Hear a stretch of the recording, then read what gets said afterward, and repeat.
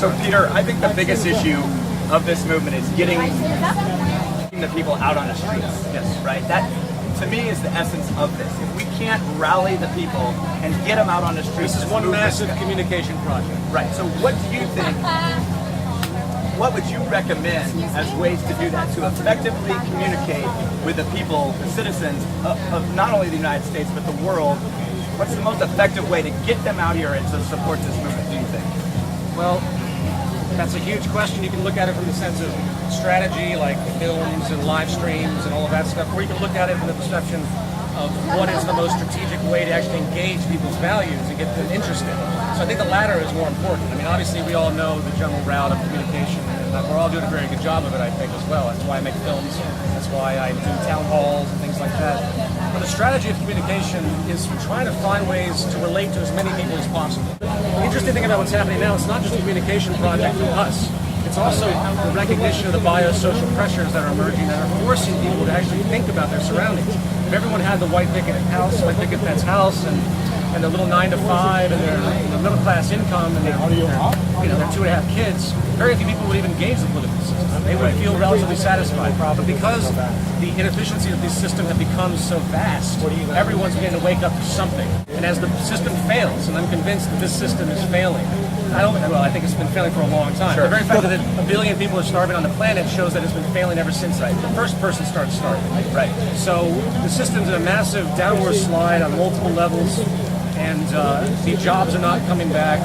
All of these things are going to continue to present themselves, and that's where the true pressure will manifest, and that's where the value system will originate. That will create the next level of change, and the next level will hopefully move into a truly sustainable economic model. So looking at some sort of time frame, obviously, I would say in the last 10 years, things have gotten considerably worse.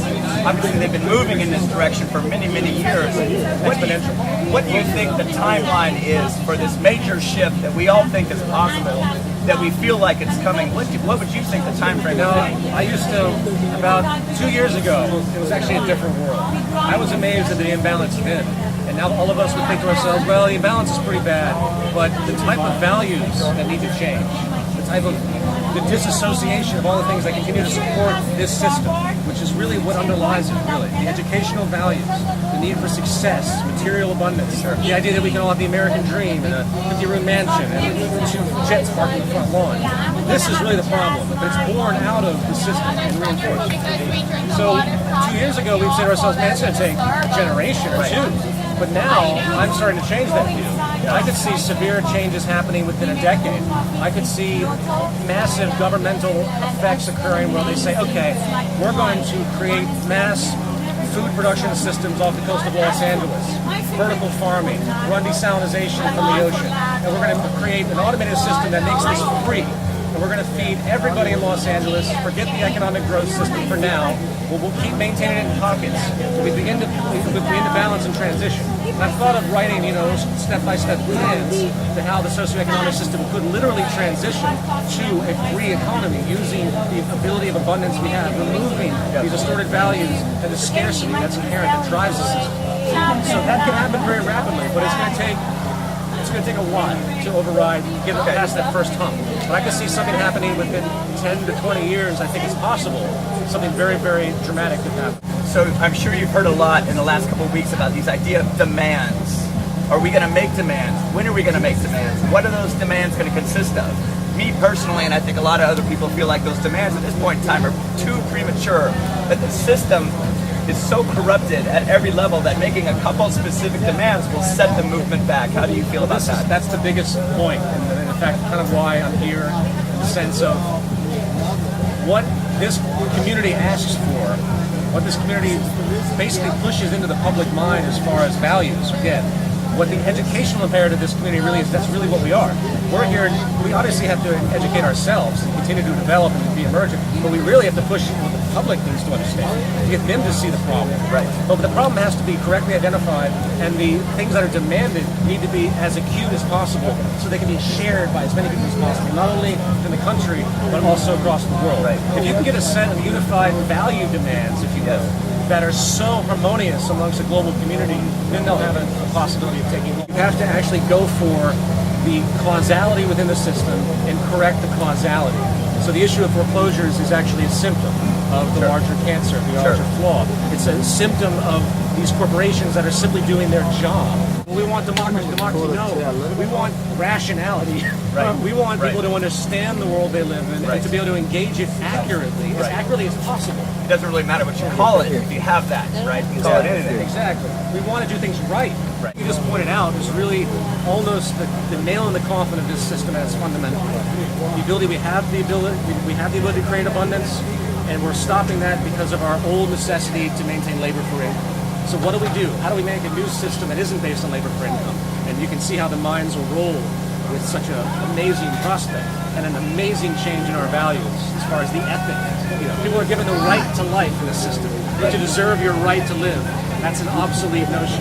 You're just sitting here and you're talking about technological unemployment. What does that mean to the average person hearing that to them in the future? What does it mean for their family and their children? And is there something to look forward to in that, or what do they think? Well, I mean, I think they should look forward to it, but they should also recognize the problem of the system we're in now and how paralyzed it's become because of this technological scientific phenomenon clashing the traditional non-emergent phenomenon. You know what I mean? Yeah, it's emergent versus traditional. And that's been what pushes all change since the beginning of recorded history.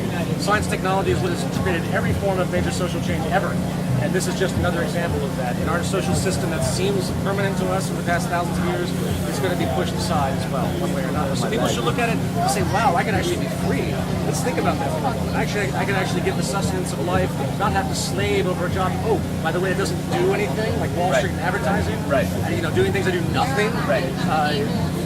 Imagine using the mind when people have the time to do so.